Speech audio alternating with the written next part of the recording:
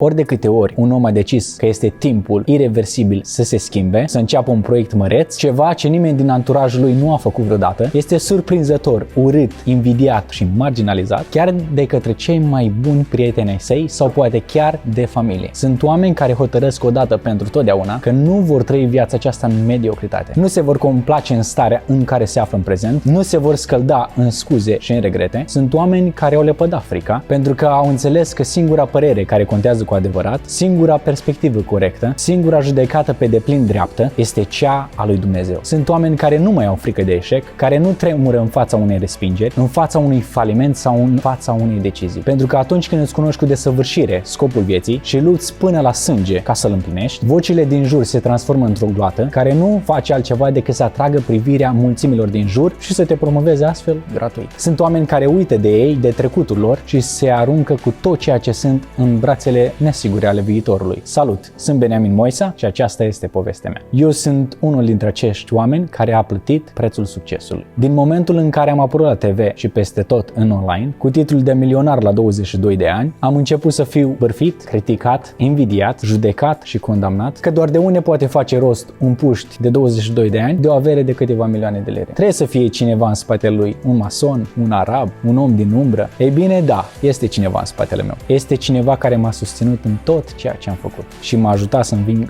orice luptă. Dumnezeu. El m-a ajutat să devin ceea ce sunt astăzi. El m-a întărit când am fost slab și m-a ridicat ori de câte ori a fost nevoie. Iar eu am făcut un singur lucru. Prin disciplină și focus total, am muncit până la epuizare, în fiecare zi. Și nu m-am bucurat prea mult atunci când am avut succes. Pentru că succesul nu te învață așa multe. M-am bucurat într-adevăr de eșec, de momentele în care am simțit că nu mai pot, de momentele în care am fost pregătit să renunț. Însă iată-mă aici, mai pregătit ca niciodată. De-a lungul acestui drum anevoios al succesului, v-ați alăturat și voi, stimați hateri, cei care nu ați crezut în mine, cei care v-ați îndoit de realizările mele, cei care m-ați disprețuit și care probabil ați crezut că nu sunt capabil să reușesc. Vreau să vă mulțumesc din inimă, probabil crezi că sunt ironic sau că într-un final am fost copleșit de comentariile negative. Cu ajutorul criticilor nedrepți, am dobândit un rating mai mare, o influență covârșitoare și astăzi sunt deplin recunoscător că ați influențat atât de mult marketingul meu și a companiei mele, fără să vă plătesc un cent. Prin sprijinul vostru reușim acum să deschidem cea de-a 12-a companie din Marea Britanie care va ajuta concret oamenii din România să ajungă la succes. Până atunci, obișnuiește-te cu oamenii care stau în cale, care spun că nu vei reuși. Ei sunt voluntarii care vor munci din greu pentru succesul visului tău. Te vor motiva să muncești ca un nebun și te vor ajuta să-ți dovedești ție, te vor ajuta să le dovedești lor și mai apoi să dovedești întregii lumi de ce ești capabil. Vă mulțumesc sincer, stimați hateri, fără voi